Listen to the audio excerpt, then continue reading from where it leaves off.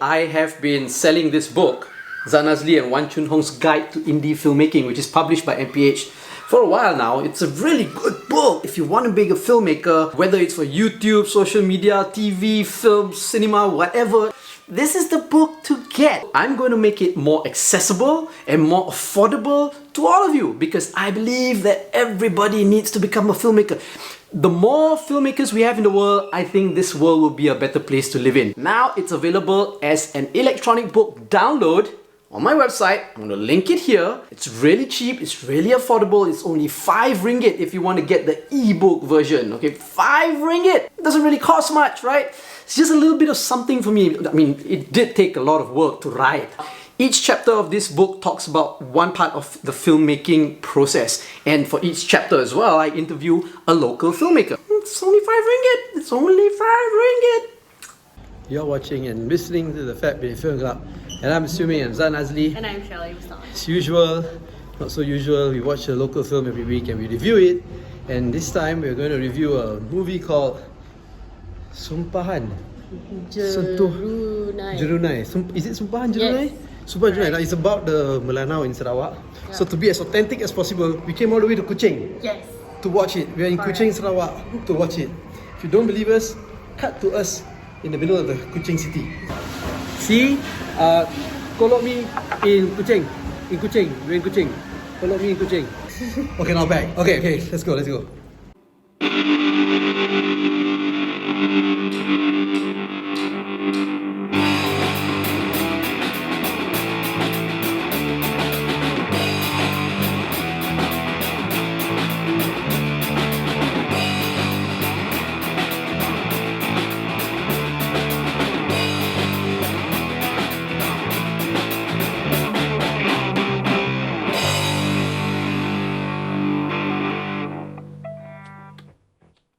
Okay, so we're not in Kuching anymore. We're back here in our house. And we did watch Sumpahan Jerunei in Kuching. So, yeah. Okay, so what's the movie about? The movie is about a Jerunei, in case you didn't know, is like a totem pole. So in the Melanau culture, back in before the 1800s, maybe in the 1800s, when the master dies, you basically put a slave into a hole, then you erect the totem pole on top of the slave, and then you tie another slave on top, and that slave is left to like die, like for days lah. You just tie there, starve, no food, no water until you die. And apparently these two slaves basically will follow the master and its keturunan until forever lah. Yeah. So I didn't know this, and then we went to Kuching and we were staying in a hotel, and right across from it was the Jerunei. And then we came back to the hotel at night and had to like look at the Jerunei. It's great. Anyway, so the story is basically about this group of, I want to call them archaeologists, but maybe not really. They're like historians and preservers that are looking to, they work for like a global preservation kind of society, like heritage society, and they're going around trying to declare places heritage sites lah. So one research team had already gone to like I guess study this Jerunei or look at the Jerunei in a small town in Sarawak. And then they disappeared. Right? So now this girl who was actually in charge of the project is assembling a second team to go lah. And then it's in a small town, it's at a village, so they have to like liaise with the village head to go into the forest to look at the Jerunei, and some shit happens lah. Basically shit goes down, and then you find out some more shit, and yeah, basically that's the film. So the Jerunei that they find is from the 12th century, and somebody had died lah. They do show the backstory though. They do show the backstory of who died and all that. So apparently it's not a spoiler. It's the village head lah. At the the village head's daughter. No, adopted. She's a Adopted. slave. Sorry, adopted She's a daughter. slave. Then the Yeah, village but head the- sort of like took her in. Made her like a as daughter lah. family, yeah. Treated her like daughter, but when he died, the son like, screw that, I'm gonna kill you with my father together and tie her up Go on and the, serve. on the Go and serve my on the father. Jerunei lah. Yeah. So these people who go and excavate the Jerunei, they unleash the curse lah. Yeah, in a way lah. Yeah. So it's really also taking from the Imhotep, the mummy kind of story lah, right? It stars. Okay, what do we think about it? Well, Brendan Fraser's not in it, but Ron Ron Palari Palari is in it. Ron Palari is a good actor. Yeah, Tony Yusuf is in it. Tony Yusuf is in it. Tony Yusuf is a good actor. He plays the village head, and The then current there's some, village head. Yeah, the current village head, and then there are some other people that are in it lah. Anyway, Ukasha Senrose and yeah. some other people that we never heard of before. I personally felt like the movie was great.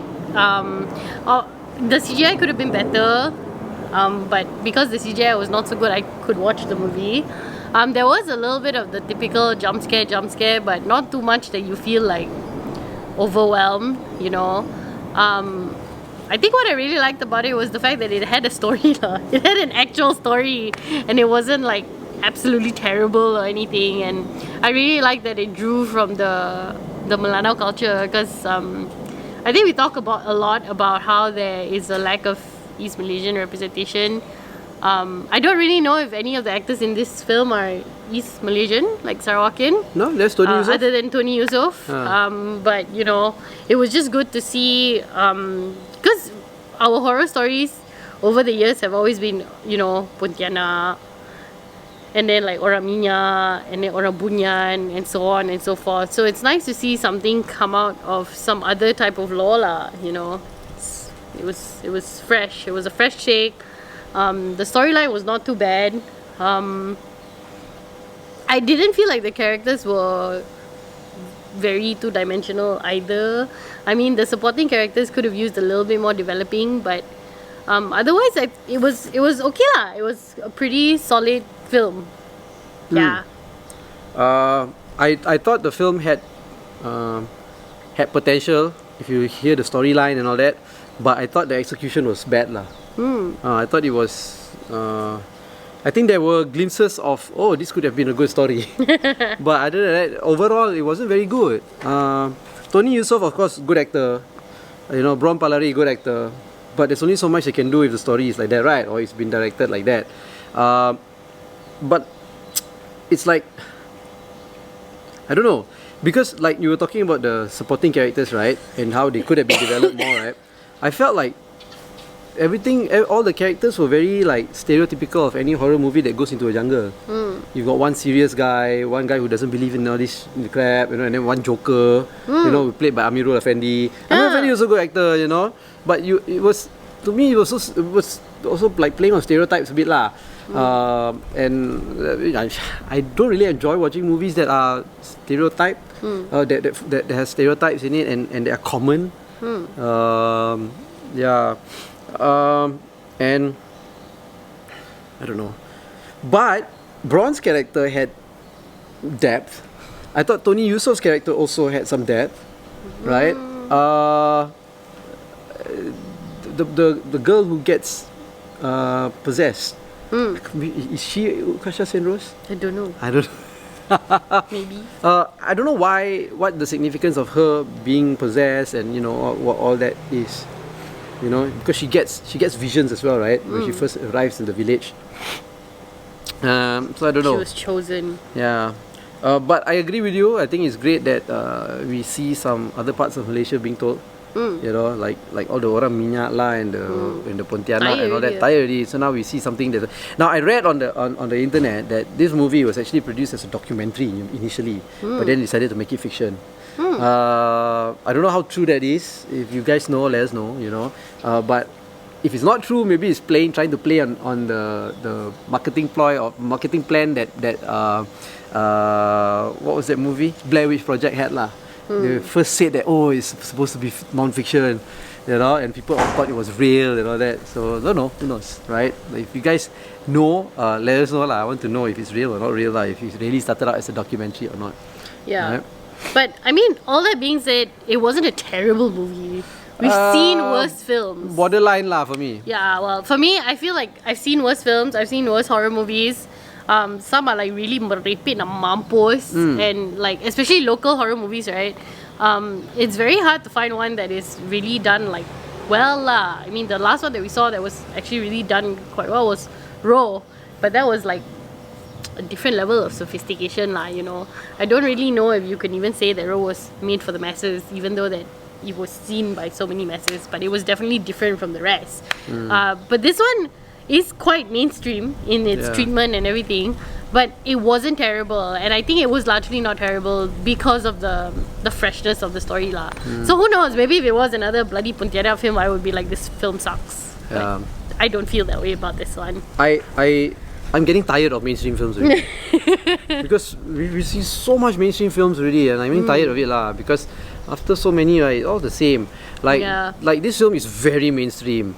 The only thing that's not mainstream about is the story lah. Where they go to Sarawak, they find this Jerunei thing and all that, which is fresh, right? Which I think is okay lah. If you're making films in a mainstream manner, but with a fresh story, I think I could accept that. I could be okay with that. Like Oppenheimer, for example. Ugh. It's so mainstream, but their fans think, oh, Oppenheimer is not mainstream. What? Oppenheimer is the epitome of mainstream people who think they're not mainstream. Tu lagi teruk. Mainstream lepas tu pretentious lagi. Oh my god. Anyway, so watch this movie or don't watch this movie? Oh, I don't know. 50-50 lah. You want to I would say watch this movie. Watch this movie.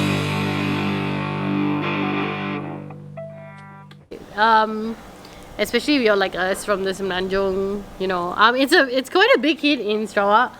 We went to see it in Kuching, and there were a lot of people at the cinema. And a lot of screenings also. A lot of timings, so that was great. You know, but they have timings here in Semenanjung as well. So if you can, I think you should go catch it. But what do Sarawakians think about it? Is it appropriating? I don't know. Because the director's not a Sarawakian. Somebody in our hall walked out. No, they came back in. Oh, they came back in. Okay. We thought that they walked out because they thought, this doesn't represent Sarawak. But no lah, they came back in. I think they went to toilet or bought popcorn or something like that lah. Okay.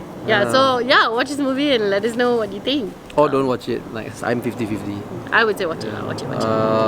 Like this video? Yeah, sure. Like this video, don't like this video. Subscribe to our channel. Follow us on all our social media platforms at Bidin, or go to fatbidin.com to get everything. You've been watching and listening to the Bidin Film Club. I'm Sumi Azan Azli. And I'm Shawai Bustawan.